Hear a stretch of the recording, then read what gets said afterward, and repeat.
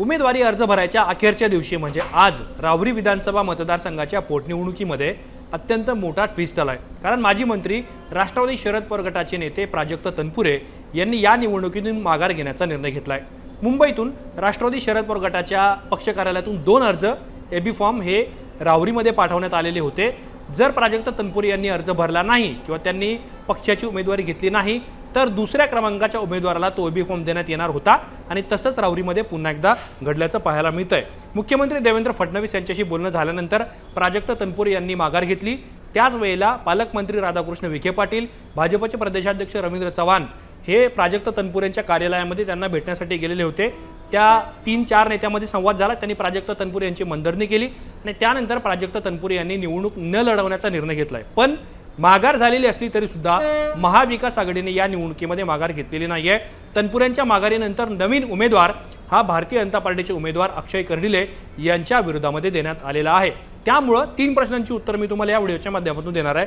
पहिला म्हणजे ज्या व्यक्तीला महाविकास आघाडीने शरद पवार राष्ट्रवादी गटाने उमेदवार दिलेली आहे ते नेमके कोण आहेत, त्यांचा थोडक्यात इतिहास नेमका काय आहे, प्राजक्त तनपुरे यांनी माघार का घेतली, त्यामागे कुठली कारणं आहेत, काही राजकीय कारणं आहेत का, मुख्यमंत्र्यांसोबत त्यांचं काही बोलणं झालंय का, आणि सगळ्यात महत्त्वाचं म्हणजे अक्षय कर्डिले यांच्यासाठी आता राहुरीची निवडणूक ही सोपी झाली आहे का, याबद्दलच आपण या व्हिडिओमध्ये माहिती घेणार आहोत। नमस्कार, मी या ठिकाणी मुंबई तकमध्ये तुम्हा सर्वांचं स्वागत आहे। तर सगळ्यात पहिला प्रश्न, प्राजक्त तनपुरे यांनी माघार घेतल्यानंतर महाविकास आघाडीने उमेदवारी कुणाला दिली आहे तर राष्ट्रवादी शरद पवार गटाकडून म्हणजे तुतारी या चिन्हावरती गोविंद मोकाटे यांना उमेदवारी जाहीर करण्यात आलेली आहे आणि अर्थातच आज संध्याकाळपर्यंत ते उमेदवारी अर्ज दाखल सुद्धा करू शकतात।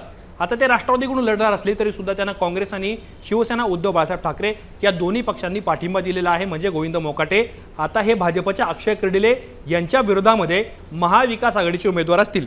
ते कोण आहेत तर त्यांनी यापूर्वी पंचायत समितीची निवडणूक लढवलेली आहे।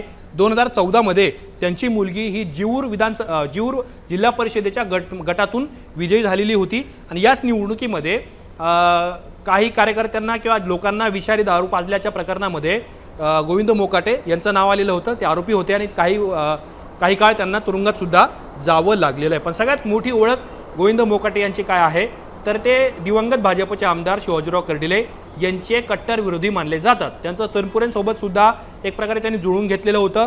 पण कर्डिलेंच्या सोबतचे त्यांचे राजकीय वैर हे काही संपलेले नव्हते। पण आता कर्डिलेंच्या निधनानंतर त्यांचा मुलगा ज्यावेळेला अक्षय कर्डिले हा विधानसभा निवडणूक लढतो आहे त्यावेळेला गोविंद मोकाटे यांनी निवडणुकीच्या रिंगणात उतरण्याचा निर्णय घेतला आणि तनपुरेंनी माघारी घेतल्यानंतर राष्ट्रवादी शरद पवार गटाकडून त्यांना उमेदवारी देण्यात आलेली आहे। आता दुसरा प्रश्न याच्यामध्ये काय आहे, प्राजक्त तनपुरेंनी या निवडणुकीतून माघार घेण्याचा निर्णय का घेतला।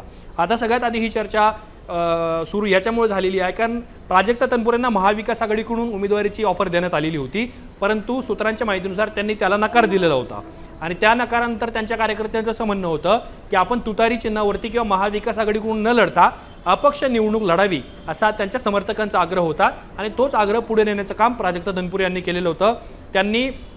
त्यांचा कार्यकर्ता गुलदगड नावाचे कार्यकर्ते होते, त्यांनी 4 उमेदवारी अर्ज खरेदी केलेले होते आणि ते उमेदवारी अर्ज तनपुरेंसाठी नेण्यात आलेले होते। म्हणजे ते अपक्ष भरू शकतात, कुठल्या राष्ट्रवादीकडून उमेदवारी अर्ज दाखल करू शकतात, पवार गटाकडून किंवा अन्य अशा प्रकारचे 4 अर्ज त्यांनी नेले होते। अर्थात त्याच्यामध्ये बॅकअप प्लॅन सुद्धा त्यांचा असू शकतो। तर ते निवडणूक लढणार याकडे सुद्धा त्यांनी एक प्रकारे त्यांनी स्पष्ट केलेलं होतं। त्याने अनेकदा त्यांच्या भाषणामधून केलेलं असेल, माध्यमांसोबत बोलताना केलेलं असेल किंवा त्यांच्या कार्यकर्त्यांसोबत बोलताना केलेलं असेल, परंतु ते कुठल्या पक्षाकडून लढणार, अपक्ष लढणार ते कन्फर्म नव्हतं। पण आता ज्यावेळेला उमेदवारी अर्ज भरायचा आज अखेरचा दिवस होता, अखेरच्या दिवशी पालकमंत्री राधाकृष्ण विखे पाटील, भाजपचे प्रदेशाध्यक्ष रवींद्र चव्हाण हे प्राजक्त तनपुरे यांना भेटायला गेले आणि भेटायला गेल्यानंतर त्यांनी चर्चा केली। अर्थातच आता त्यांना ते मनधरणी करायलाच गेलेले होते।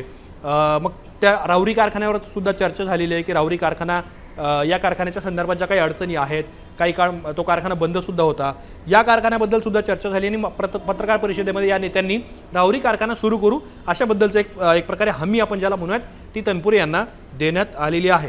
आता माध्यमांमध्ये चर्चा काय आहे, राजकीय वर्तुळामध्ये चर्चा काय आहे तर या 3 नेत्यांच्या बैठकीमध्ये मुख्यमंत्री देवेंद्र फडणवीस यांच्याशी प्राजक्त तनपुरे यांचं बोलणं करून देण्यात आलं आणि या चर्चेमध्ये प्राजक्त तनपुरे यांना विधान परिषदेचा शब्द देण्यात आल्याची चर्चा ही भाजपच्या कार्यकर्त्यांमध्ये आहे, राजकीय वर्तुळामध्ये आहे आणि माध्यमांमध्ये सुद्धा आहे।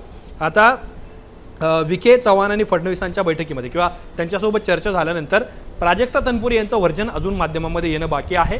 ते नेमकं काय सांगतात ते सुद्धा पाहणं अत्यंत महत्त्वाचं ठरणार आहे। पण प्रामुख्याने आपण जर बघितलं तर पत्रकार परिषदेमध्ये राहुरी कारखान्याबद्दलची एक क्लॅरिटी त्याच्यामध्ये आलेली आहे आणि आणखी काही गोष्टींमध्ये जर स्पष्टता ही तेव्हा येईल ज्यावेळेला प्राजक्त तनपुरे हे बोलतील। आणि प्राजक्त तनपुरे यांनी माघार घेतली असली तर मग अक्षय कर्डिले यांच्यासाठी ही पोटनिवडणूक सोपी झाली आहे का असा सुद्धा प्रश्न उपस्थित होतो। आता कारण अक्षय कर्डिले यांचे प्रमुख प्रतिस्पर्धी किंवा मुख्य प्रतिस्पर्धी हे तनपुरे होते। जर ते निवडणूक लढणार असतील तर मग अक्षय कर्डिले यांच्यासाठी निवडणूक एक प्रकारे आपण ज्याला म्हणू चुरशीची झाली असती। पण आता तेच माघार घेत असल्यामुळं ते निवडणूक लढत नसल्यामुळं ही निवडणूक एकतर्फी होण्याचा अंदाज आहे किंवा तशी शक्यता आहे। आता मोकाटे हे कर्डिलेंच्या विरोधात किती मोठं आव्हान उभं करू शकणार हा सुद्धा महत्त्वाचा मुद्दा आहे। कारण त्यांचा जनसंपर्क कार्यकर्त्यांसोबतचं जाळं हे किती आहे हा सुद्धा एक महत्त्वाचा मुद्दा आहे। ज्या पद्धतीने तनपुरेंनी 2019ची निवडणूक जिंकलेली होती, त्यानंतर ते महाविकास आघाडीच्या सरकारच्या काळात मंत्री झाले, राज्यमंत्री झाले, त्या माध्यमातून त्यांनी कार्यकर्ते नेते आणि पदाधिकाऱ्यांचं जे जाळं विणलेलं होतं तसं जाळं मोकाटेंच्या पाठीशी आहे का हा सुद्धा महत्त्वाचा प्रश्न आहे।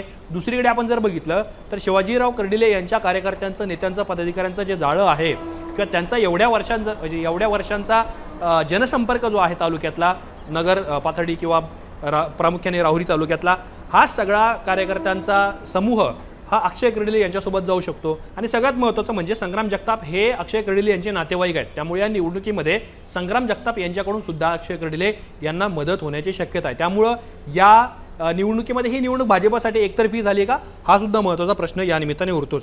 महाविकास आघाडीमध्ये या जागेसाठी मोठा संघर्ष आपल्याला पाहायला मिळालेला होता। संजय राऊत असतील किंवा शशिकांत शिंदे असतील किंवा हर्षवर्धन सपकाळ असतील या तिन्ही पक्षाच्या नेत्यांनी राहुरीच्या जागेवरती दावा ठोकलेला होता, परंतु दावा ठोकल्यानंतर सुद्धा उमेदवाराने माघार घेतली आणि त्यानंतर अक्षरशः ही जागा राष्ट्रवादी शरद पवार यांच्या गटाला गेली आणि त्यानंतर तिथं आता मोकाटे उमेदवार म्हणून लढतात। आता या राहुरी विधानसभा निवडणुकीचा कार्यक्रम कसा असणार आहे तर अर्ज दाखल करण्याची मुदत ही 6 एप्रिल 2024 पर्यंत आहे। अर्जाची छाननी 7 एप्रिल 2026 पर्यंत आहे। अर्ज मागे घेण्याची मुदत 9 एप्रिल 2026 पर्यंत आहे। मतदानाची तारीख ही 23 एप्रिल 2026ला आहे, म्हणजे 23 एप्रिलला मतदान होईल आणि मतमोजणी ही 4 मे 2026ला होणार आहे। त्यामुळं हा सगळा कार्यक्रम आहे आणि राहुरीमध्ये आतापर्यंत काय घडलंय, काय घडू शकतं, गोविंद मोकाटे विरुद्ध अक्षय कर्डिले हा सामना कसा होऊ शकतो याबद्दल सुद्धा मी तुम्हाला माहिती देण्याचा प्रयत्न केला। तुमच्या काही कमेंट्स असतील, तुमचं काही म्हणणं असेल, तुमचे काही मतं असतील हे आम्हाला कमेंट बॉक्समध्ये नक्की नोंदवा। असेच माहितीपूर्ण व्हिडिओ पाहण्यासाठी मुंबई तकच्या यूट्यूब चॅनलला सबस्क्राईब करायला विसरू नका।